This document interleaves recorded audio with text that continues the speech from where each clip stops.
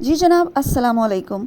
अगर आप रोज़ाना सप्लीमेंट्स इस्तेमाल कर रहे हैं और ये जाने और समझे बगैर क्या आया वाक़ई आपको इन सप्लीमेंट्स की ज़रूरत है या नहीं, और आप सिर्फ मुख्तलिफ रैंडम वीडियोस देखकर और सुनकर, मैं अपनी भी बात कर रही हूँ, अपनी बीमारियों को नज़रअंदाज करके या बीमारियों को सामने रख कर भी ये अंदाज़े लगा रहे हैं कि ये सप्लीमेंट जो है, जो वीडियो हम देख रहे हैं, हमारी बड़ी रिसर्च है और इससे हमें बड़े फ़ायदे होंगे, और आप सही रूट कॉज़ के बगैर इस्तेमाल कर रहे हैं, तो आप बहुत बड़ी गलती कर रहे हैं। और ये पाकिस्तान में नहीं बल्कि पूरी दुनिया में लोग वीडियोस देखते हैं, इम्प्रेस होते हैं, फ़ायदों पर ध्यान रखते हैं और उनका इस्तेमाल करते हैं, या तो उनको रिज़ल्ट्स नहीं मिलते या उनको कुछ थोड़े बहुत साइड इफ़ेक्ट्स होने लगते हैं। सप्लीमेंट्स का बढ़ता हुआ रुझान पिछले 2 सालों में अपनी पीक पर है। मैं जिम सप्लीमेंट्स की या जो एथलीट्स या वर्कआउट करते हैं उनकी बात नहीं कर रही, बिकॉज़ वो सप्लीमेंट्स तो बहुत अरसे से मौजूद हैं ही, लोग करते हैं। मैं बात कर रही हूँ डाइटरी हेल्थ सप्लीमेंट्स की, जो कि आजकल हमारी रोज़मर्रा ज़िंदगी का, लाइफ़स्टाइल का जो है, बहुत तेज़ी से हिस्सा बनते जा रहे हैं। ठीक है, आपको हर दूसरे घर में आजकल सप्लीमेंट्स मिलेंगे, और वो उम्र उसकी कोई ये नहीं है कि इस उम्र के कर रहे हैं, बच्चे टीनेजर्स भी कर रहे हैं, बिकॉज़ मैंने कराई हुई हैं। इनका ज़्यादातर इस्तेमाल जो है, ज़्यादातर ठीक है, मोस्टली इस्तेमाल जो है वो सही टारगेट करके नहीं किया जाता, जिससे बीमारियां लोग एक्सपेक्ट करते हैं कि ठीक हो रही हैं, बट उनको सिम्टम्स नहीं आते, ना ही ठीक होने के आते हैं, बल्कि उल्टा उनको कुछ या तो साइड इफ़ेक्ट्स होने लगते हैं, या वो इंतज़ार ही करते रहते हैं कि ऐसा क्यों हो रहा है, गलती कहाँ पर हो रही है। आज की इस वीडियो में इसी बात पर जो है वो मैं डिस्कशन करने जा रही हूँ कि क्यों आपको सप्लीमेंट से रिज़ल्ट्स नहीं मिल रहे, उसकी वजह क्या है। आप लोग पैसा भी लगा रहे हो, आप लोग इतनी इन्वेस्टमेंट कर रहे हो, क्योंकि देखें जी, आज के दौर में सप्लीमेंट्स पर पैसा लगाना, इन्वेस्ट करना एक ह्यूज इन्वेस्टमेंट है, जो कि आप अपनी हेल्थ पे कर रहे हो, और अगर आपको रिजल्ट्स नहीं मिलते हैं तो आपको ज़हनी और नफ्सियाती अजियत का सामना करना पड़ता है। इसलिए 100% रिजल्ट्स के लिए इन मुख्तलिफ पॉइंट्स को ध्यान से सुनें और समझें।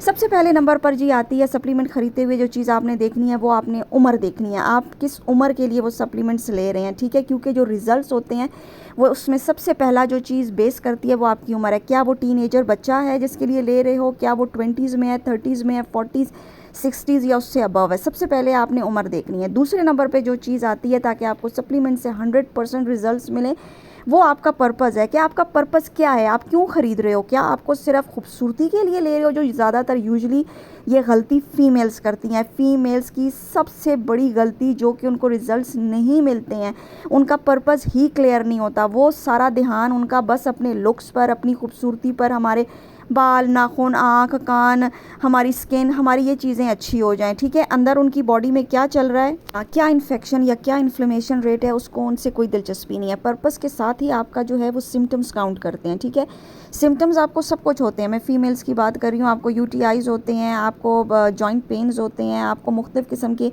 इन्फ्लेमेशन के सिम्टम्स बॉडी पे नज़र आ रहे होते हैं, बट वो उसको मोस्टली नज़रअंदाज करके और उनको अपने सिर्फ स्किन और लुक्स पे काम करना होता है। इसलिए आपका पर्पज़ और आपके सिम्टम्स मोस्ट इम्पॉर्टेंट चीज़ हैं कि आप लोग सही सप्लीमेंट्स ख़रीदें ताकि आपको अच्छे रिज़ल्ट्स मिलें। तीसरे नंबर पर जो मोस्ट इम्पॉर्टेंट चीज़ आती है, जो कि आपके सप्लीमेंट्स आपको 100% नहीं बल्कि 200% रिज़ल्ट्स देंगे, वो आपके लैब टेस्ट रिज़ल्ट्स होते हैं। मोस्टली मेरा इंटरेक्शन जिन फीमेल्स के साथ होता है, बहुत सारी तो जो हैं वो अपने लैब टेस्ट कहने से पहले ही प्रोवाइड कर देते हैं, लेकिन बहुत सारे लोग अपने लैब टेस्ट प्रोवाइड नहीं करते और मुझे ये कहते हैं, जी हमने तो बहुत अरसा पहले कराए थे, हमारे तो हमेशा माशाल्लाह सब कुछ बहुत अच्छा आता है, लेकिन जब आप ज़बरदस्ती उनके लैब टेस्ट कराते हो तो अल्लाह माफ़ी दे, उनको हार्ट इन्फ्लेमेशंस होती हैं, उनको लिपिड सीरम प्रोफाइल टोटल उल्टा पड़ा हुआ होता है। कुछ को जो है वो हाइपर थायराइड डायग्नोस हो जाता है, कुछ को सब क्लिनिकल हाइपोथायराइडिज्म उसमें चली जाती हैं, कुछ के अल्ट्रासाउंड्स कराने के बाद जी किडनी स्टोन्स डिटेक्ट होते हैं, किसी को जो है गॉल ब्लैडर स्टोन्स डिटेक्ट हो जाते हैं, पेट में दर्द हो रहा है और पसलियों के नीचे दर्द हो रहा है, तो उनको लग रहा है कि हमारे गट के मसले हैं, लेकिन गट के मसले नहीं होते हैं, वो एक्चुअली किसी का अपेंडिक्स से रिलेटेड होता है, किसी का जो गॉल ब्लैडर में स्टोन होता है उससे रिलेटेड होता है, किसी का किडनी स्टोन से रिलेटेड होता है। बाज़ लोग कहते हैं जी कमर में दर्द है, vitamin D3 deficiency. Vitamin D3 के लेवल्स जो हैं, जब लैब टेस्ट नहीं हमारे ठीक हैं, लैब टेस्ट कराओ वो 90 को क्रॉस कर जाते हैं, यानी टॉक्सिटी लेवल इतना बढ़ जाता है, और जब उनको आप अल्ट्रासाउंड या स्कैन कराने के लिए भेजो तो पता चलता है जी कि उनका हेयर लाइन फ्रैक्चर आया है। ठीक है, मतलब लैब टेस्ट इतने क्रूशल, इतने इम्पॉर्टेंट होते हैं कि आप उनके बगैर सप्लीमेंट्स इस्तेमाल नहीं कर सकते। हाँ, कुछ बेसिक लाइन सप्लीमेंट्स होते हैं जो कि हर पर्सन अपनी बीमारियों के साथ इस्तेमाल कर सकता है, ठीक है। तो ये चीज़ें बहुत इंपॉर्टेंट हैं। लैब टेस्ट के बगैर आप लोग कभी सोचें भी मत कि आप कोई बहुत हाई टारगेटेड और महंगा सप्लीमेंट्स ख़रीद रहे हैं। मैंने एक वीडियो अपलोड की हुई है एसेंशियल सप्लीमेंट्स लेवल 1 के, ठीक है। वो हर कोई इस्तेमाल कर सकता है, उसके कोई नुकसानात और साइड इफ़ेक्ट्स नहीं हैं।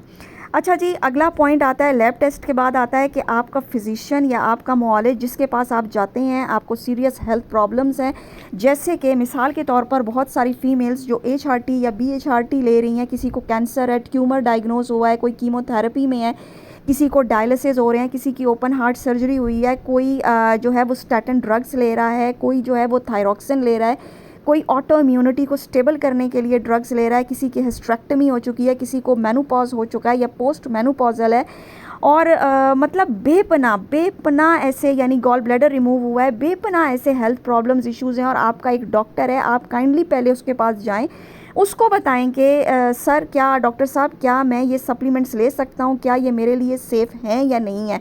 वो आपको एक क्लियर चिट देता है, तो उसके बाद आप अपने हिसाब से, अपनी इन सीरियस बीमारियों के हिसाब से सप्लीमेंट्स को टारगेट करें और इस्तेमाल करें। इंशाल्लाह आपको फ़ायदा होगा। क्योंकि देखो, आप में से जो लोग अगर कोई स्टैटिन ड्रग्स ले रहे हैं या कोई ब्लड थिनर्स ले रहे हैं या HRT BHRT ट्रीटमेंट ले रहे हैं और आप लोग अपने डॉक्टर को नहीं बताते हो, ठीक है, या आप कैंसर या ट्यूमर्स हैं आपको, और आप रैंडम सप्लीमेंट्स लेते हो, तो आपकी इन फार्मा मेडिकेशंस के साथ, इन ड्रग्स के साथ आपके सप्लीमेंट्स इंटरेक्ट कर सकते हैं। एक स्वेयर किस्म का केमिकल रिएक्शन आपकी बॉडी के अंदर क्रिएट हो जाएगा, फिर जिसको संभालना आप लोगों के लिए बहुत ही मुश्किल हो जाएगा। स्पेशली स्टीरॉयड्स भी जो लोग लेते हैं, तो ये बहुत क्रूशल होता है, ठीक है जी। इसके अलावा जी, मेजॉरिटी लोगों की जो है वो एक ही वक्त में मुख्तलिफ मल्टीपल अप्रोचेज़ ले रही होती हैं। मतलब उन्होंने मुख्तलिफ डाइटिशियन, न्यूट्रिशन और मल्टीपल डॉक्टर्स को दिखा रहे होते हैं। एक ही वक्त में वो होमियो की दवाइयाँ, मुख्तलिफ हकीमी दवाइयाँ, कावे, फकियाँ, चूरन ले रहे होते हैं, सप्लीमेंट्स भी ले रहे होते हैं, फार्मा मेड्स भी इनकॉर्पोरेट की होती हैं, और आखिर में वो परेशान हो रहे होते हैं कि हमें रिजल्ट्स क्यों नहीं आ रहे, हम तो इतना पैसा लगा रहे हैं। तो बात यह है, ये सब चीज़ें मिलकर, हर डॉक्टर, न्यूट्रिशन की अपनी अप्रोच होती है, ये सारी चीज़ें मिलकर एक स्ट्रॉन्ग आपकी बॉडी के अंदर रिएक्शन क्रिएट कर सकती हैं। इसलिए चीज़ों को अवॉइड करें, और ये चारों पॉइंट्स जो मैंने आपको बताए हैं, इनको सामने रखकर सही सप्लीमेंट का चुनाव करें, ताकि आप लोगों को 100% रिजल्ट्स मिलें। सोशल मीडिया पर जो आप लोग मशहूरियाँ देखते हो, पेड इन्फ्लुएंसर्स की और डॉक्टर्स जो मशहूरियाँ कर रहे होते हैं, इन चीज़ों को अवॉइड करें। ऑथेंटिक वेबसाइट से, ऑथेंटिक मैन्युफैक्चरर्स से, और क्लीन और वीगन और अच्छे ब्रांड्स जो हैं, प्रोडक्ट्स जो हैं, वो ख़रीदें। उम्मीद है जी वीडियो आपको पसंद आई हो। फिर मिलेंगे इंशाल्लाह। शुक्रिया, खुदा हाफिज़, अल्लाह ने के बाद।